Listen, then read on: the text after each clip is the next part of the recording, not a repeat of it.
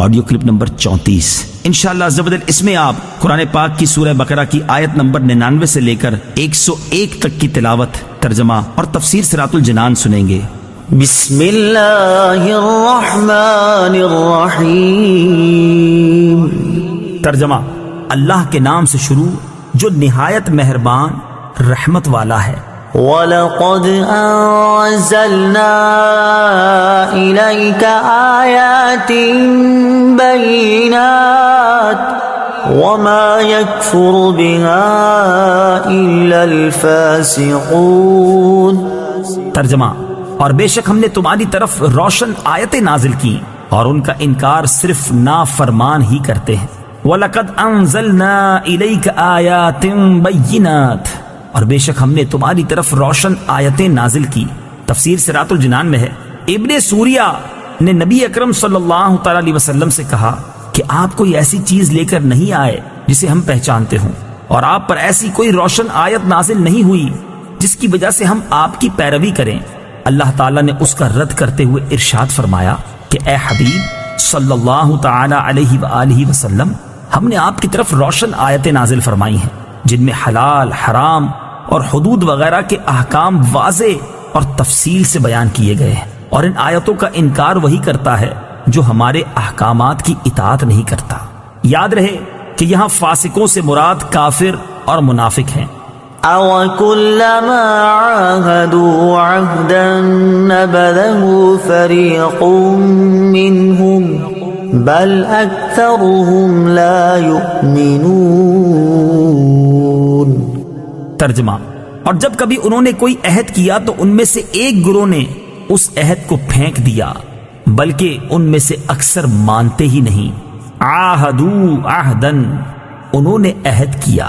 حضرت عبداللہ ابن عباس رضی اللہ تعالی عنہما فرماتے ہیں، جب حضور پر نور صلی اللہ تعالی علیہ وسلم نے یہودیوں کو اللہ تعالیٰ کے وہ عہد یاد دلائے جو حضور اقدس صلی اللہ تعالی علیہ وسلم پر ایمان لانے کے متعلق تھے، تو مالک بن سیف نے کہا، خدا کی قسم آپ کے بارے میں ہم سے کوئی عہد نہیں لیا گیا۔ اس کے جواب میں یہ آیت نازل ہوئی اور فرمایا گیا کہ یہودیوں نے جب کبھی کوئی عہد کیا تو ان میں سے ایک گروہ نے اس عہد کو ویسے ہی پیٹھ پیچھے پھینک دیا، بلکہ ان میں سے اکثر یہودیوں کو تورات پر ایمان ہی نہیں، اس لیے وہ عہد توڑنے کو گناہ نہیں سمجھتے اور نہ ہی اس بات کی کوئی پرواہ کرتے ہیں۔ بعض مفسرین نے فرمایا کہ یہودیوں نے یہ عہد کیا تھا کہ جب نبی کریم صلی اللہ تعالی علیہ وسلم کا ظہور ہوگا تو ہم ان پر ضرور ایمان لائیں گے اور عرب کے مشرکوں کے خلاف ہم ضرور ان کے ساتھ ہوں گے۔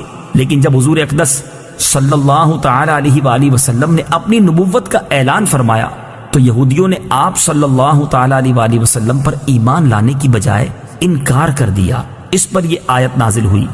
وَلَمَّا جَاءَهُمْ رَسُولٌ مِّنْ عِندِ اللَّهِ مُصَدِّقٌ لِّمَا مَعَهُمْ نَبَذَ فَرِيقٌ مِّنَ الَّذِينَ أُوتُوا الْكِتَابَ كِتَابَ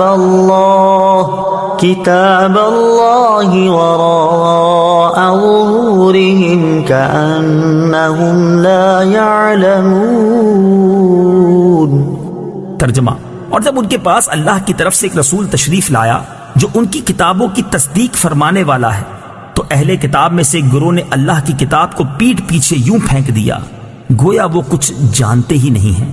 جاءہم رسول، ان کے پاس رسول آیا۔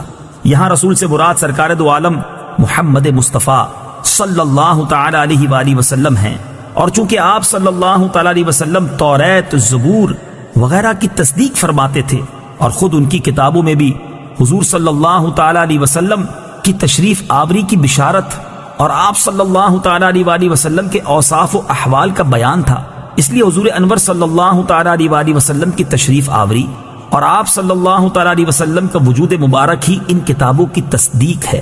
لہٰذا اس بات کا تقاضا تو یہ تھا کہ حضور اکرم صلی اللہ تعالی علیہ وآلہ وسلم کی آمد پر اہل کتاب کا ایمان اپنی کتابوں کے ساتھ اور زیادہ پختہ ہوتا، مگر اس کے برعکس انہوں نے اپنی کتابوں کے ساتھ بھی کفر کیا۔ مشہور مفسر سدی کا قول ہے کہ جب رسول کریم صلی اللہ تعالی علیہ وسلم کی تشریف آوری ہوئی تو یہودیوں نے توریت اور قرآن کا تقابل کیا، اور جب دونوں کو ایک دوسرے کے مطابق پایا تو انہوں نے توریت کو بھی چھوڑ دیا. وراء ظہورہم، اپنی پشتوں کے پیچھے. تفسیر صراط الجنان میں ہے پیٹھ پیچھے پھینکنے سے مراد ہے اس کتاب کی طرف بے التفاتی کرنا.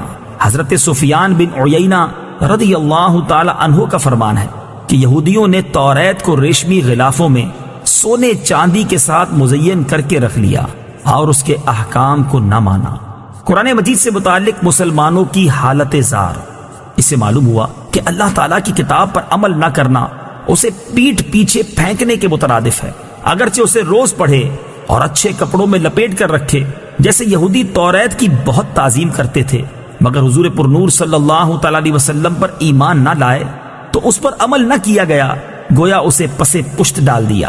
آج کے مسلمانوں کا حال بھی اس سے بہت مشابہ ہے کہ قرآن پاک کے عمدہ سے عمدہ اور نفیس نسخے گھروں اور مسجدوں میں الماریوں کی زینت تو ہیں، ریشمی غلاف بھی ان پر موجود ہیں، لیکن پڑھنے، سمجھنے اور عمل کرنے کی حالت یہ ہے کہ ان الماریوں اور ریشمی غلافوں پر گرد کی تہ جم چکی ہے، اور حقیقتاً وہ گرد ان غلافوں پر نہیں بلکہ مسلمانوں کے دلوں پر جمی ہوئی ہے.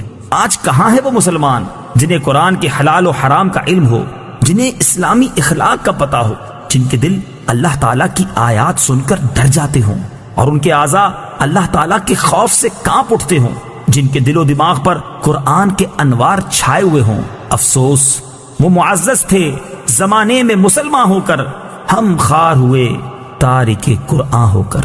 اس آیت سے اشارتاً معلوم ہوا کہ قرآن شریف کی طرف پیٹھ نہیں کرنی چاہیے کہ یہ بے رخی اور بے توجہی کی علامت ہے، اور یہ بھی معلوم ہوا کہ بے عمل آدمی جاہل کی طرح ہوتا ہے، بلکہ اس سے بھی بدتر ہے.